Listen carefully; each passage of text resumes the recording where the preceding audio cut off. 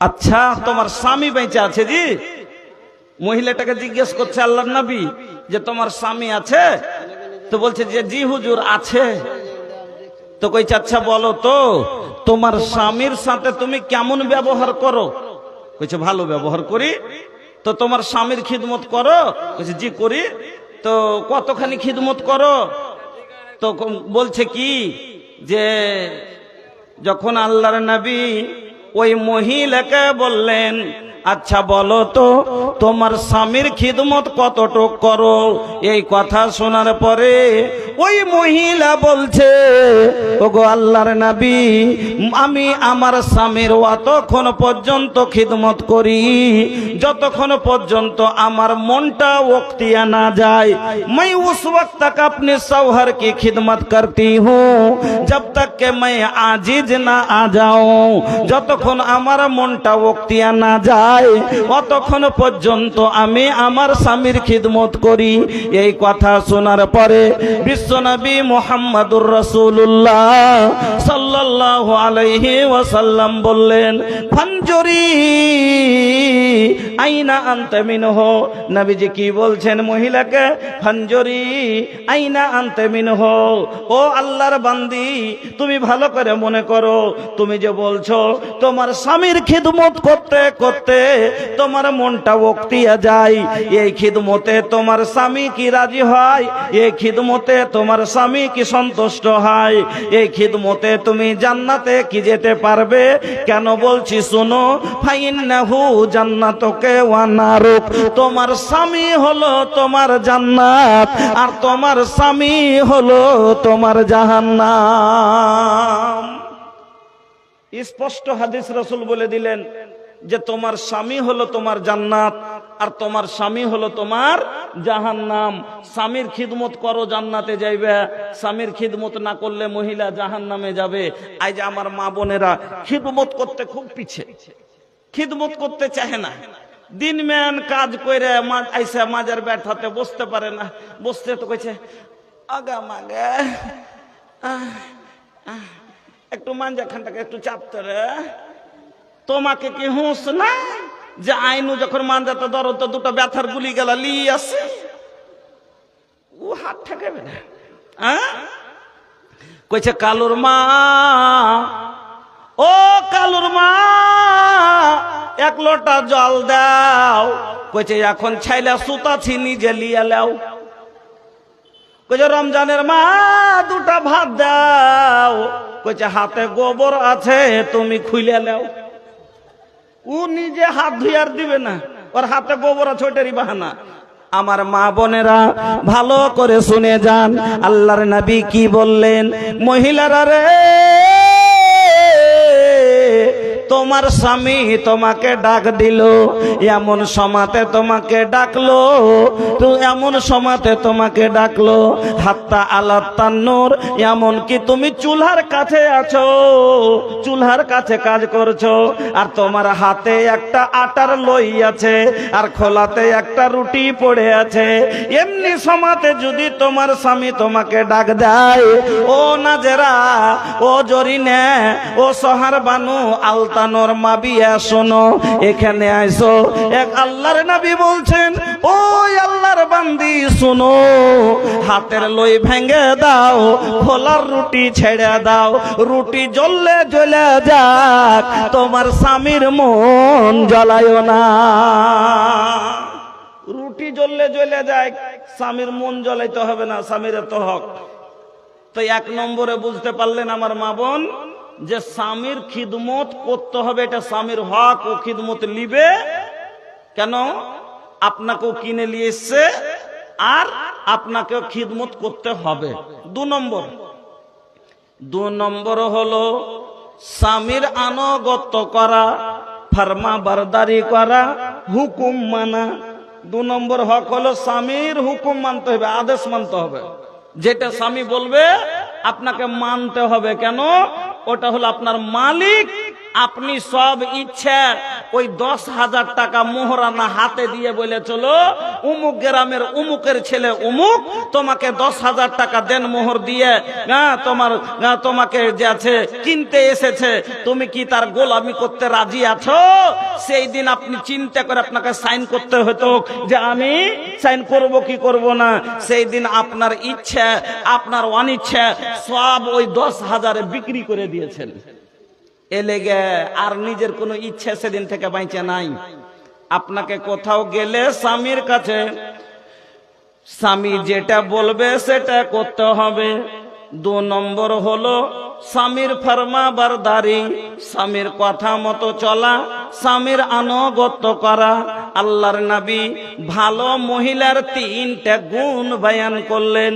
এই 3টা গুণ যার ভিতরে থাকবে এই পৃথিবীর মাটিতে এই মহিলা হলো ভালো মহিলা।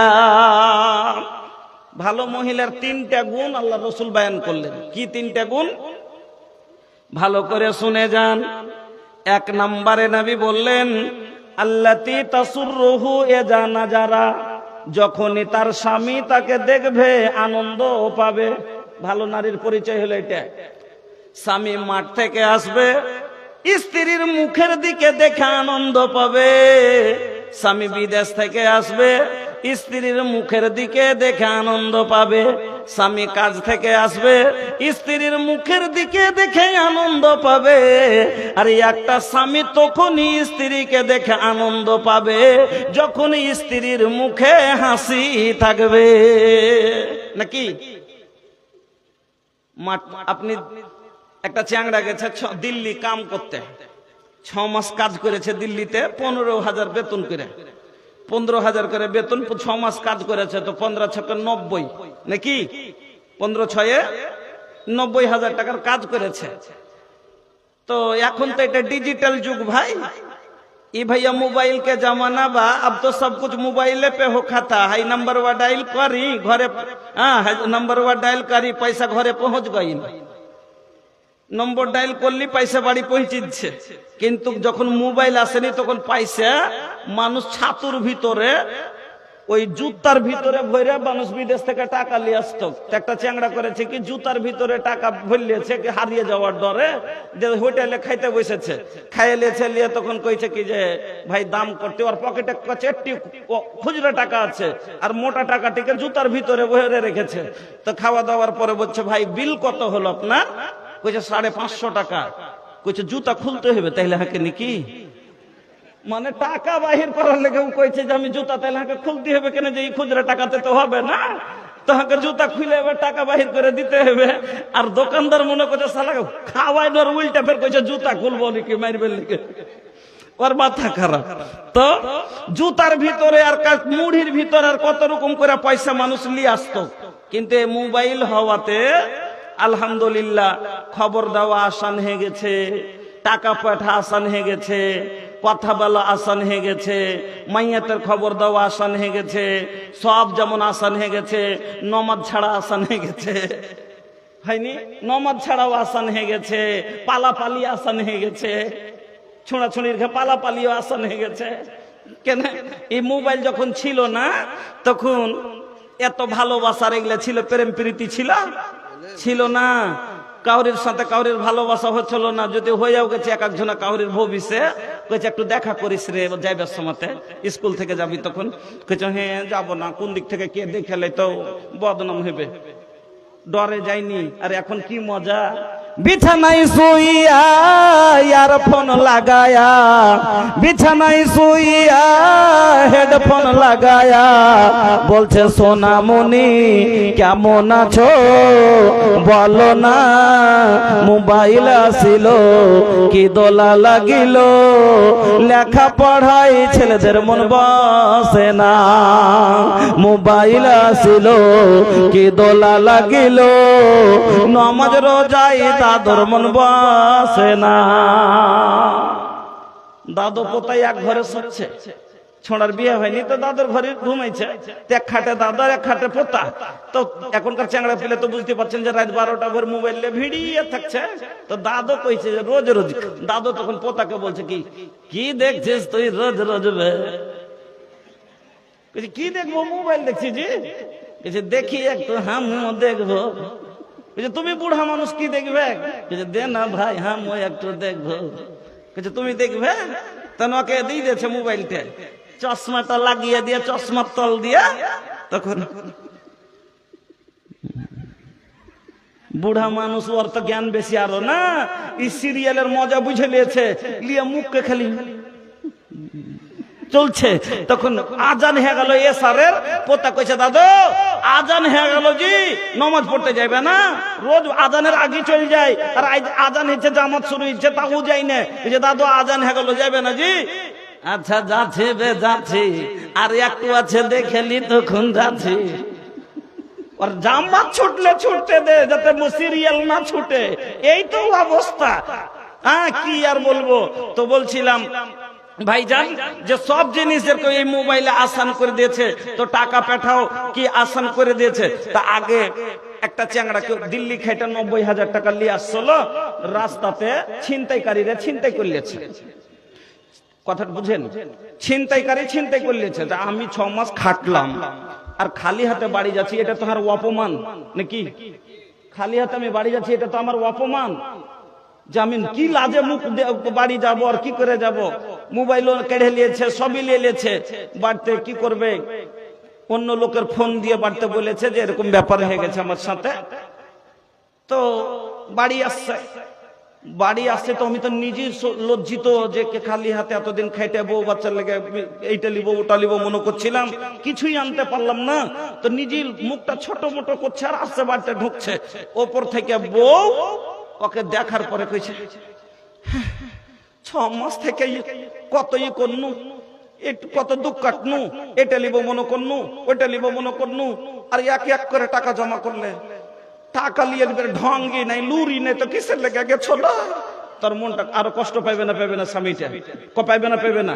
কিন্তু ওই জায়গাতে যদি বউ খালি এই কথাটা বলে, আচ্ছা টাকা নেই হারিয়ে গেছে, তার লেগে মুখখানকে ওয়াত একবারে ভারী করতে হবে নাকি? ভালো কথা বুঝার কথা বলছি আপনাকে। যদি বউটা খালি এই কথাটা বলে দেয়, আগে ওর মুখের দিকে দেখে বউটা হাসছে আর হাসছে,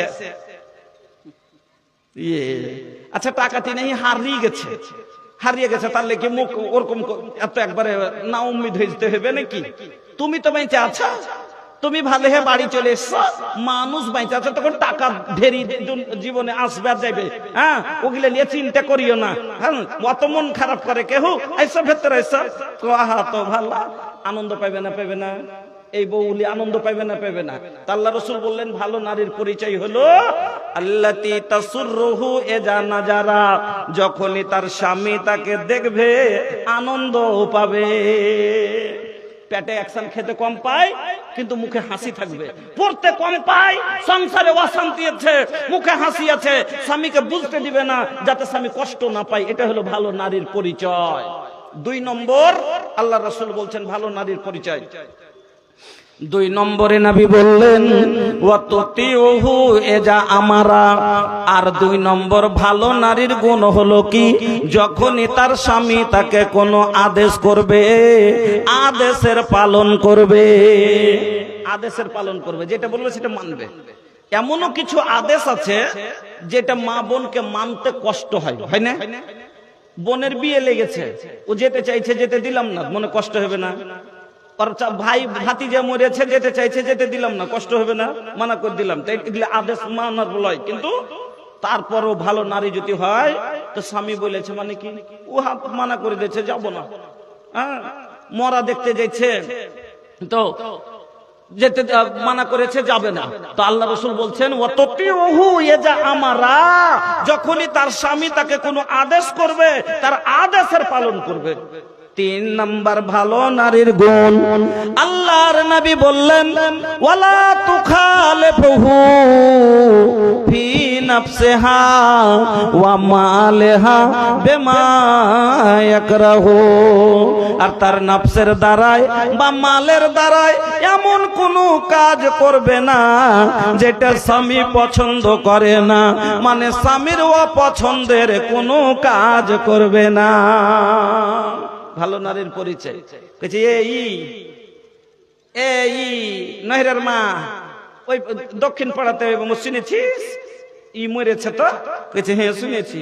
কইছে চ দেখতে যাবি? ছেলে পেলে লোটাইছে, জুয়ান মানুষ গে, 5টা ছেলের বাপ মরেছে, চল তো দেখে আসবো। কইছে তোরা যাচ্ছিস যাবো, আমি যাবো না, আর পুরুষ গুলা ভালোবাসে না, একবার মরার বাড়ি আর বাড়ি ওর বাড়ি ঢ্যাং ঢ্যাং করে বেড়াটা ভালোবাসে না, আমি যাবো না। তো ভালো নারীর পরিচয় আল্লাহ রাসূল কি বললেন? এমন কোন কাজ করবে না যেটা স্বামী পছন্দ করে না, মানে স্বামীর অপছন্দের কোন কাজ করবে না। এই 3টা গুণ হলো ভালো নারীর গুণ, আল্লাহ রাসূল বললেন। তো 2 নম্বরে কি বললাম? স্বামীর ফরমা বারদারি করতে হবে, কথা মানতে হবে মহিলাকে। না মানার কারণে, এবার একটা উদাহরণ দিচ্ছি ভালো করে বুঝবেন। একটা লোক মোটর সাইকেল নিয়ে বেরিয়েছে, সাইটের স্পিডে চালিয়ে যাচ্ছে, রাস্তাটা খুব সংকীর্ণ, রাস্তা ছোট রাস্তা, সাইটের স্পিডে গাড়ি চালিয়ে যাচ্ছে, আর হুট করে একটা 7-8 মাসের বাচ্চা রাস্তায় চলে এসছে। তো লোকটা ধাই করে গাড়িটা ব্রেক করলো, করতে হবে না ব্রেক না হলে চেপে যাবে তো বাচ্চাটা। তো লোকটা একবার চট করে ব্রেক দিল, কিন্তু হ্যান্ড সমাতে ব্রেক কাজ করলো না, ব্রেকই লাগলো না, যার কারণে বাচ্চাটার উপর দিয়ে মোটর সাইকেল চলে গেল, বাচ্চাটা মরে গেল। বাচ্চাটা যে মরে গেল, লোকটার 3টে মেয়ে একটাই ছেলে, আর তো বাচ্চা কাচ্চা হয় না, লোকটার ক্ষতি হলো না, একটা ছেলে বা ছিল সেটাও মরে গেল। আর লোকটা কি ছাড়বে? 5 লাখ টাকা জরিমানা না নিলে ছাড়বে না। তাহলে 2টো লোকের ক্ষতি হলো, কার ভুলের কারণে? ব্রেকের ভুলের কারণে। গাড়িতে ব্রেকটা কেন দেওয়া হয়েছে? এই জন্যই যে গাড়িটা প্রয়োজনে যেন দাঁড় করানো যায়, তার জন্য গাড়িতে ব্রেক দেওয়া হয়েছে। ব্রেক তো আছে কিন্তু কাজে পরিণত হলো না, যার কারণে 2টা লোকের ক্ষতি হলো। ওই রকমই মহিলার ব্রেক হলো স্বামীর আদেশ, মহিলার ব্রেক হলো স্বামীর আদেশ। যখন আদেশের অবাধ্য হয় তখন 2টো পরিবার নষ্ট হয়। মহিলা যখন আদেশ না মানে, হুকুম না মানে, হুকুমের বাইরে চলে, তখন 2টো পরিবার নষ্ট হয়। এজন্য মা বোন আমার, 2 নম্বরে আপনাকে করতে হবে কি? স্বামীর কথা মানতে হবে, এটা স্বামীর হক, আপনাকে আদায় করতে হবে। 3 নম্বরে আসেন, স্বামীর অনুমতি নিতে হবে। কোনই কাজে স্বামীর অনুমতি নিতে হবে মহিলাকে।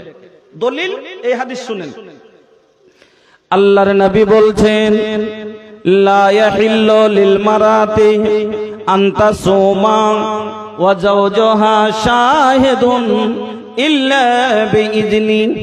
আল্লাহর নবী বলছেন, লা ইয়াহিল্লু লিল মারাতি, কোন মহিলার জন্য হালাল নয়, জায়েজ নয়, আন্তাসুমা, কেউ রোজা রাখবে।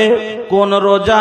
ভালো করে ভাঙ্গে বুঝালেন, ফরজ রোজা নয়। ফরজ রোজা হলো আল্লাহর ফরজ, আল্লাহর আইন, সেটা মানতে হবে, এর উপরে কাউরের অনুমতির প্রয়োজন নাই। কিন্তু কোন মহিলা যদি নাফল রোজা রাখতে চায়, যেমন এই মাসে 6টা নাফল রোজা আছে, এই মাসে শাওয়াল মাস, এটা আরবিতে বলে শাওয়াল। তো এই মাসে 6টা নাফল রোজা করে কি করে না? করে। তো যদি মহিলা এই মাসে 6টা নাফল বা কোন অন্য মাসে যদি নাফল রোজা রাখতে চায়, স্বামীর অনুমতি, স্বামী মজুদ আছে, বিনা অনুমতি লিয়া, বিনা আদেশ লিয়া যদি রোজা রাখে, নবীজি বলছেন এই রোজা হবে না। এই যে রোজা জায়েজ নয়, তার রোজা লা ইয়াহিল্লু, তার জন্য হালাল নয়, তার জন্য বৈধ নয়, জায়েজ নয়। কেউ স্বামীর অনুমতি নিয়ে রোজা রাখবে, যদি অনুমতি দেয় তাহলে রাখবে, আর যদি অনুমতি না দেয় তাহলে না রাখবে। তাহলে এবার বুঝেন, রোজা রাখাটা হলো নেকির কাজ। রোজা রাখাটা নেকির কাজ কিনা ভাই? নেকির কাজ। বাগিয়া